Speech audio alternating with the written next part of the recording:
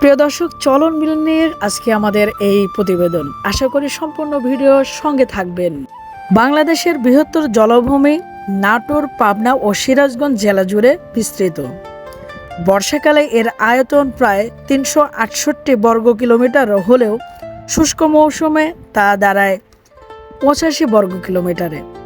মূলত চলন বিল করতোয়া ও আত্রাই নদীর মিলিত প্রবাহ থেকে সৃষ্ট। অসংখ্য খাল, অসংখ্য নদ নদী এই বিলের মধ্যে রয়েছে। চলন বিলের অবস্থান নিয়ে যদি কথা বলতেই হয়, তাহলে আমার জেলা নাটোর জেলার ৩টি উপজেলা নিয়ে চলন বিল গঠিত: সিংড়া, গুরদাসপুর ও বড়াইগ্রাম। আপনি ভাবছেন আপনার জেলার কথা কেন বলছি না। পাবনা এবং সিরাজগঞ্জ জেলা নিয়েও কিন্তু আমাদের এই চলন বিল। সিরাজগঞ্জ জেলার যদি কথা বলতে হয়, তাহলে রায়গঞ্জ, উল্লাপাড়া এবং তারাস থানা নিয়ে কিন্তু আমাদের চলন বিল। আর পাবনা জেলার কথা যদি বলতেই হয়, চাটমোহর এবং ভাঙড়া উপজেলা নিয়ে আমাদের এই বৃহত্তর চলন বিল। চলন বিল যেন মহান আল্লাহ তাআলার এক অপরূপ সৌন্দর্যের লীলাভূমি। বছরের দুইটা সময়ে চলন বিল সাজে দুই রকম ভাবে।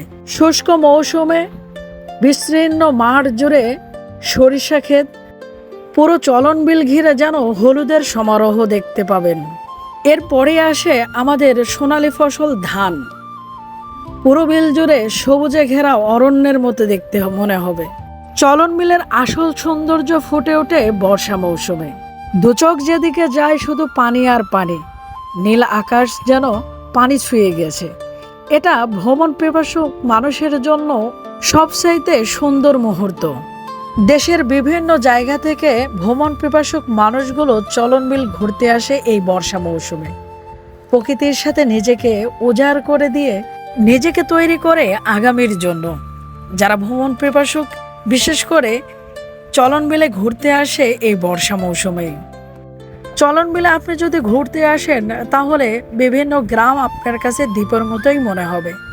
চলন বিল অবস্থিত এলাকার মানুষগুলো বর্ষা মৌসুমে তাদের যাতায়াত ব্যবস্থার জন্য তাদের একমাত্র চলার সঙ্গী হিসাবে বেছে নেয় নৌকা। নৌকাই একমাত্র তাদের যাতায়াতের প্রধান বাহন।